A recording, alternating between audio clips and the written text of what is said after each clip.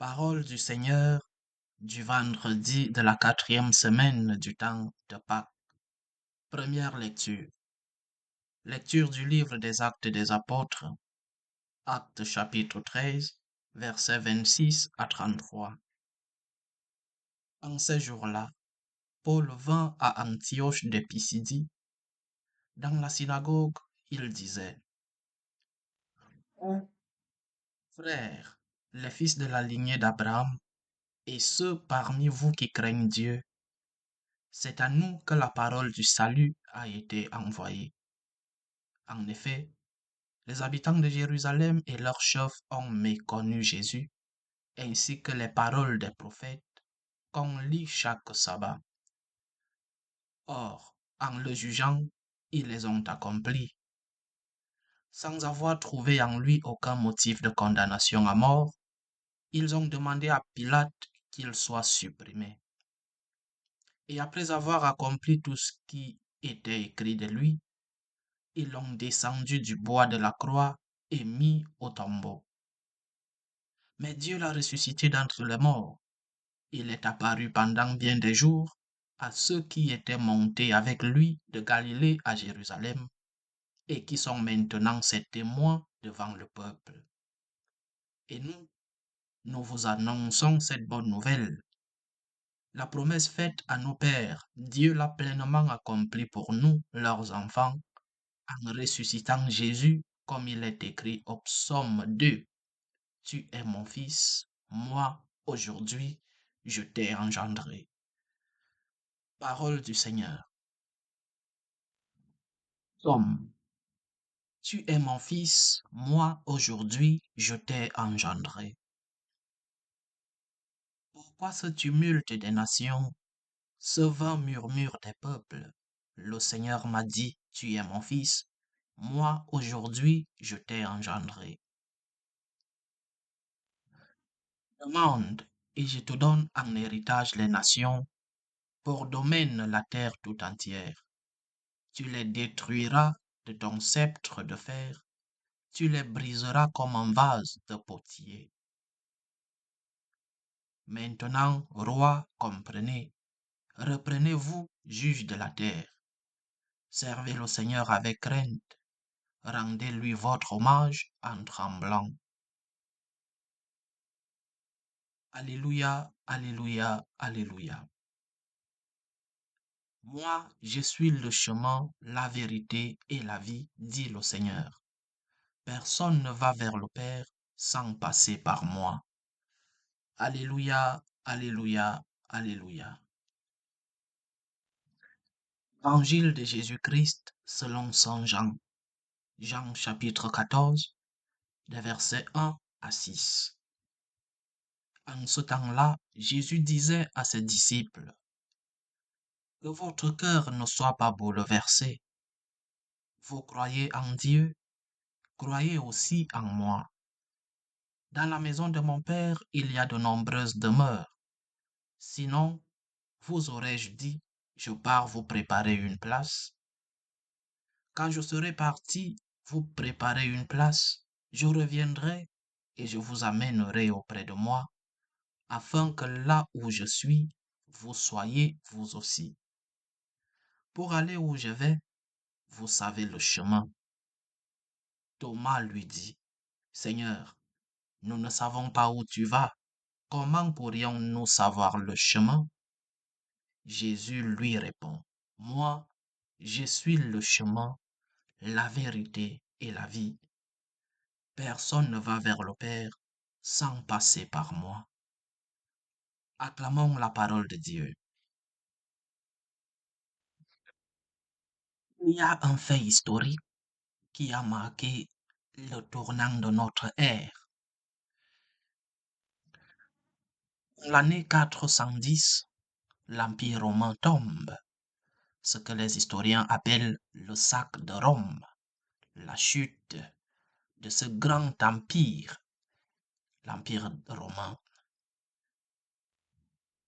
Cet empire tombe aux mains des Wisigoths d'Alaric, année 410. Le doute s'installe donc dans les cœurs de nombreux et il y a des accusations. Les païens accusent par exemple le christianisme d'avoir affaibli Rome en provoquant la colère des anciens dieux et que le christianisme a ruiné la cohésion de l'État. Le christianisme était déjà bien installé parce que, rappelons-nous, année 313, l'empereur Constantin, par un décret, donne la liberté au christianisme, ce qu'on a appelé l'édicte de Milan. Donc, les païens accusent les chrétiens d'avoir affaibli l'empire et donc l'empire est tombé à cause du christianisme. Les chrétiens, à leur tour, se sentent délaissés. Où est Dieu? Où est Dieu? Dieu nous a-t-il abandonnés? Et survient un homme, Saint Augustin, à l'époque évêque d'Hippone, qui écrit un livre. Le livre s'appelle De Civitate Dei, la cité de Dieu. Et Saint Augustin écrit ce livre de 413 à 426, 13 ans d'écriture, comme une réponse théologique et philosophique au sac de Rome, à la chute de Rome en 410 par les Wisigoths d'Alaric.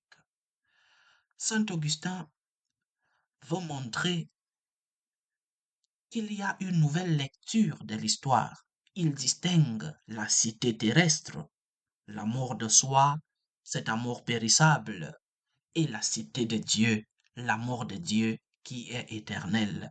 Et il affirme que la chute de Rome est un événement humain, ce n'est pas un événement divin. Pourquoi je prends cet exemple historique? C'est pour montrer ce que le Seigneur dit dans l'évangile d'aujourd'hui. Notre vie n'est pas seulement un ici et maintenant. Le chrétien doit savoir vivre ce que les théologiens appellent eschatologie, c'est-à-dire lever le regard et découvrir la cité de Dieu, la cité du ciel. Je pars vous préparer une place, dit le Seigneur. Je reviendrai et je vous amènerai auprès de moi, afin que là où je suis, vous soyez vous aussi. Le Seigneur, nous le savons, c'est un des attributs de Dieu. Il est omniprésent. Il est avec nous ici. Là où je suis, vous serez. Mais il sera encore avec nous lorsque nous entrerons dans cette cité du ciel, dans cette cité de Dieu. C'est pourquoi nous devons vivre, et c'était cela l'objectif de Saint Augustin, annoncer l'espérance. Vous n'êtes pas seul.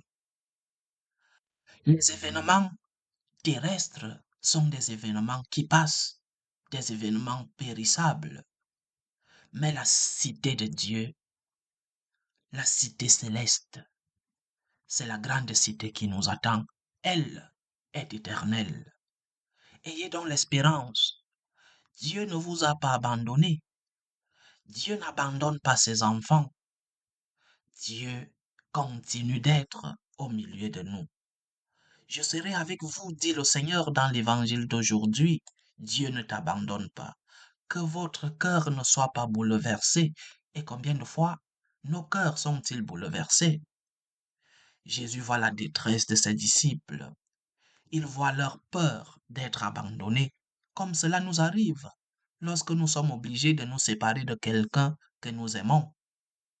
C'est pourquoi il dit, je pars vous préparer une place. Et Jésus utilise cette image de la maison, une image familière, pour montrer la relation d'intimité qu'il a avec nous. La maison, lieu d'intimité, le lieu de la famille, le lieu où nous recevons ce que nous aimons.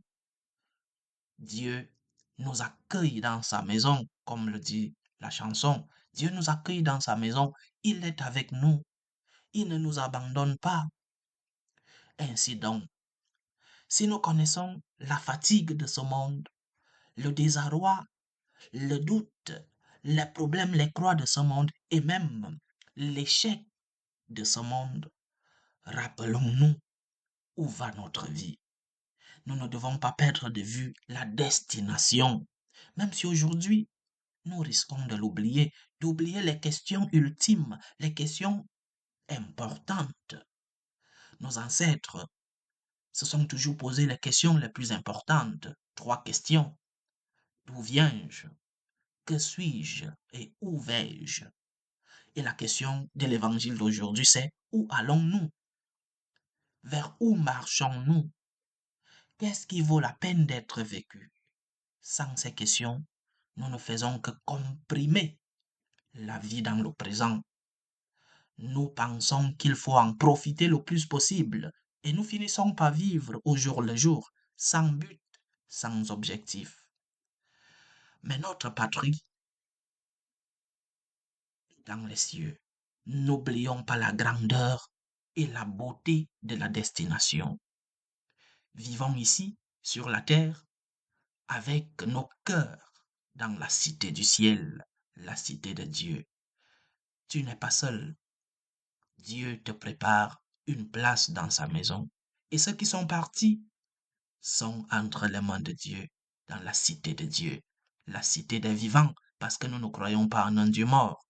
Nous croyons en un Dieu qui est mort, mais qui est ressuscité. N'abandonne pas, ne perds pas espérance. Le Seigneur te prépare une place dans sa maison. Ici sur la terre, il te console pour que demain, lorsque ton jour arrivera, que tu puisses être avec lui et jouir de la présence éternelle de ton Seigneur.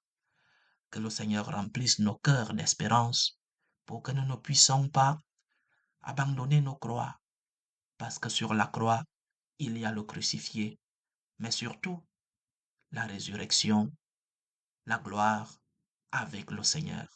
Pour toi, Seigneur, dans mes croix, et avec toi dans la gloire. Loué soit Jésus-Christ.